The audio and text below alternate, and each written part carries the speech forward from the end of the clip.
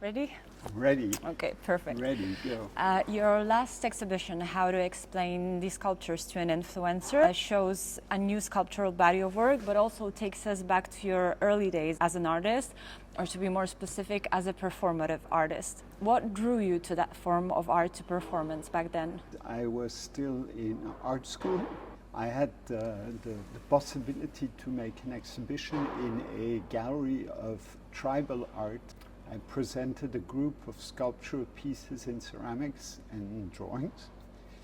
But at night, when the gallery closed, I would take one of the sculptures out of the gallery and I would take the piece with me into the city of Paris.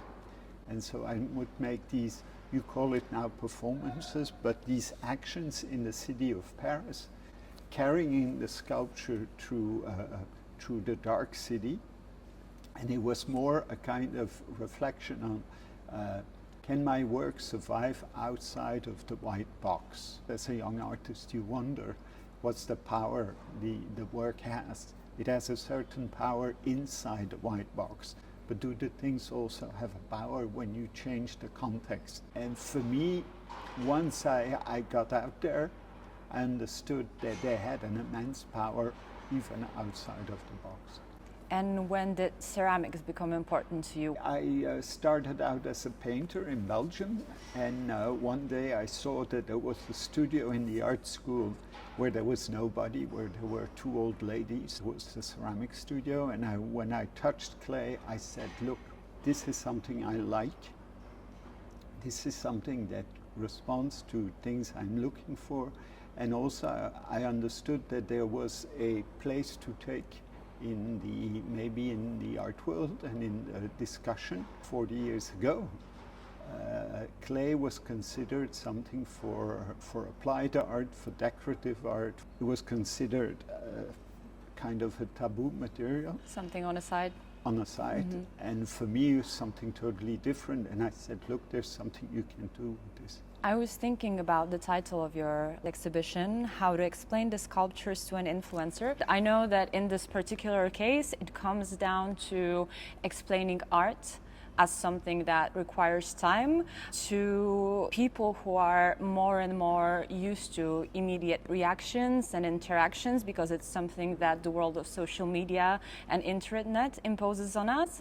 But when I think about your work as a whole, I don't think that you try to explain. I think that you give a lot of freedom to the viewers, and that you are more towards this attitude, go, experience, explore it on your own. And it almost feels that even though you don't do performance yourself anymore, you kept this performative element right there.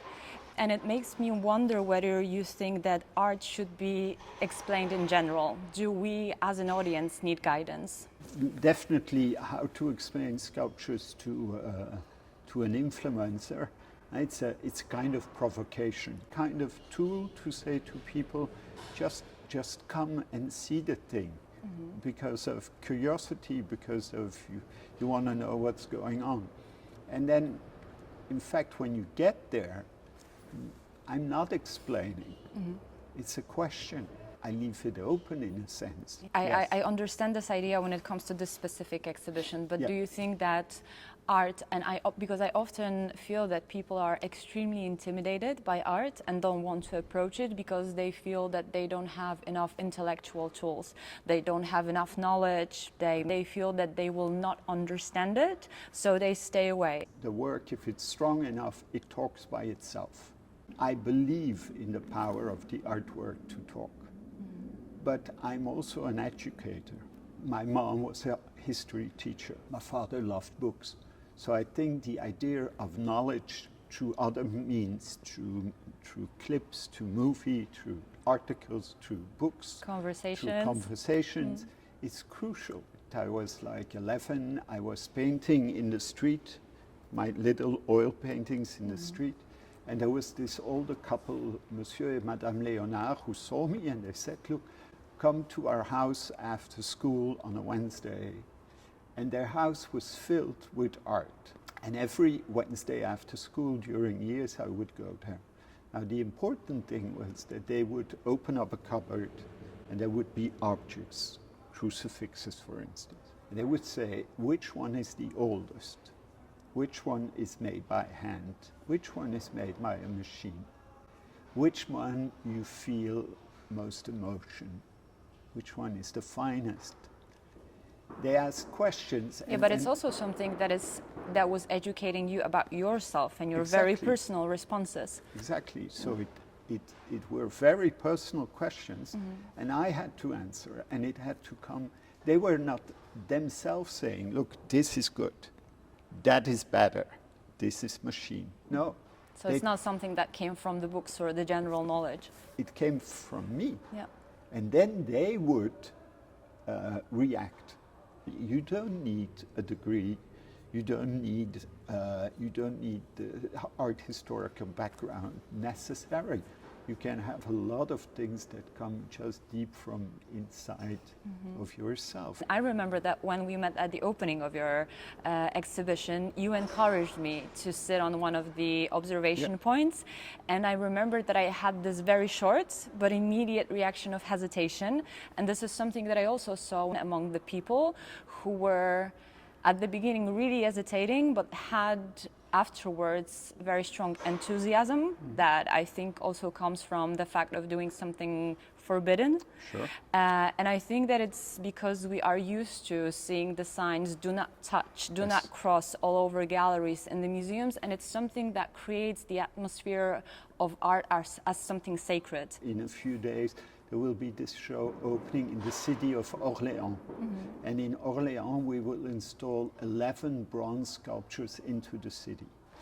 The thing is, there won't be any rails, so people will touch, move, climb. Even certain pieces, the patinas, I've prepared them in such a way that you've got the impression that they've already been touched.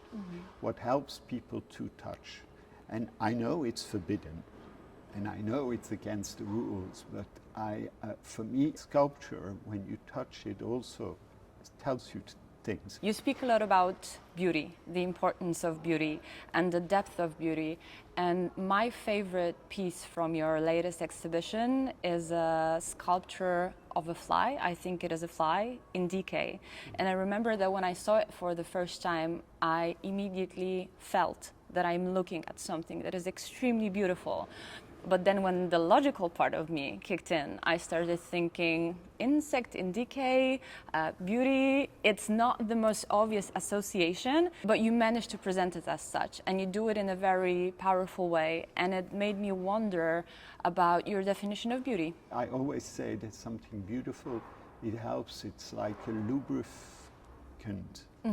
It's like something that makes difficult things smoother. Smoother. So it has a soothing quality? It has a soothing quality. I think beauty can heal in some cases. It can comfort. All these very banal, all these very simple thoughts, but I think they're important. And with the fly, you'll see in drawings of 20 years ago already the idea. Fly is really the essence of reality. Fly also sits on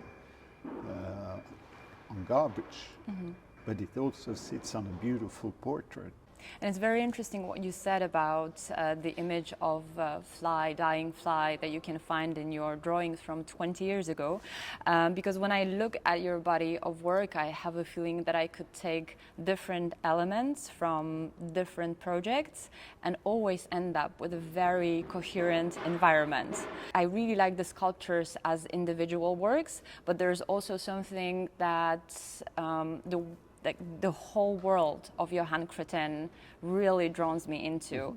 And it makes me think also because you keep coming over and over again to the same figures as if they were characters that reappear in the plot of a story. Whether when you finish a project, you really consider it finished, or you leave it as half-closed book that you can, come back to, reopen and add another chapter. I always think that storytelling is very central to my work, and that there is also, next to the touch and the material and the beauty, that there's a very cerebral charge to the work. And that cerebral charge that's linked to history and storytelling and politics and social things. I think, in fact, it's very nice what you say, because a lot of the time people take that fact that there are also so much different works as a kind of critique, because in today's art world you have to do one thing that you repeat, whereas exactly in my work there's so many different things that come together. And in fact, I think you're linked with something almost of theater, of opera, but of a stage play. We are in your incredible studio today, and I would like to focus on your creative process a little bit. We said that in your projects there are characters, or if it's okay with you, I will call them characters that reappear, but they come in various sizes. And I'm wondering on which stage of your work you think about whether the sculpture should be very big or very small. I think that's a kind of instinct feeling, and it's like you say, it's one process. Sometimes it starts with very small sculptures that I keep in my pocket for a long time. The herring is at the base. It's a small sculpture of a woman with a fish. In 2017, I think I made a ceramic version. Then we made this larger version, and 2 days ago we installed a 5-meter tall version on the beach in Belgium, on the North Sea. And I say, look, this is something that's linked to when you were 11, you went to the beach with your parents. It was one of the only times you went on holiday. And I remember that just before leaving, I went to the beach. I made a construction with wood. When I went to the car, I turned back, and the construction in wood had vanished. It was my first, I think one of the first times as a kid I understood that everything we do is doomed to fail. But at the same time also that everything we do, if we do it with strength, we can arrive somewhere. So installing that bronze sculpture on the beach, I know that she will be at some point eaten by the sea. You shift from multicolor to almost pure patina or monochromatic sculptures. How do you work with color as a tool? There's so many different layers to that question. When I started in the 80s, color was taboo. Color, when it's applied the way I do, was considered decorative, and decorative is a dirty word. Yeah, it's a negative.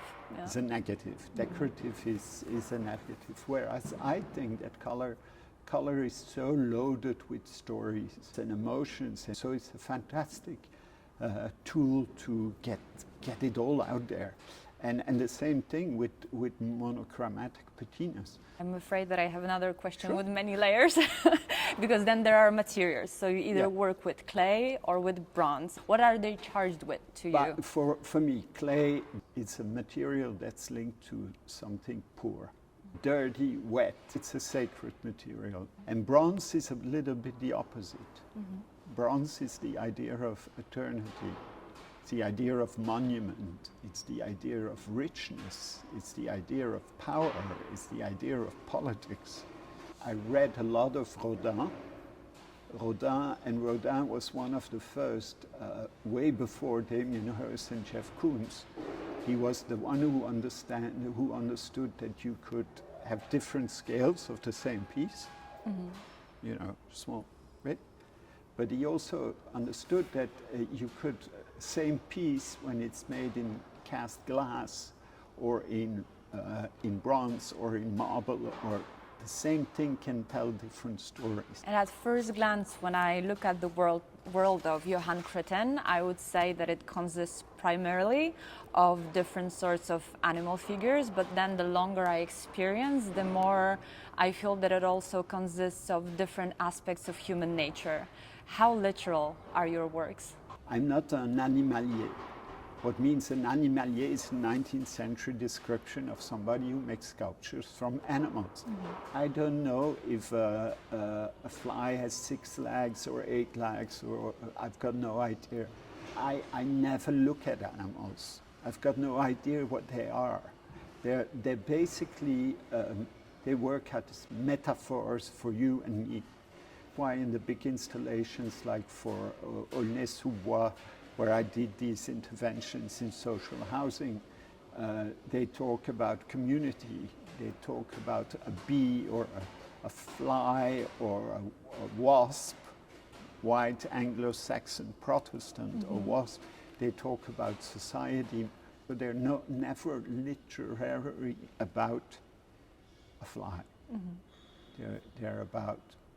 They're about everything that's happening around us now in the world.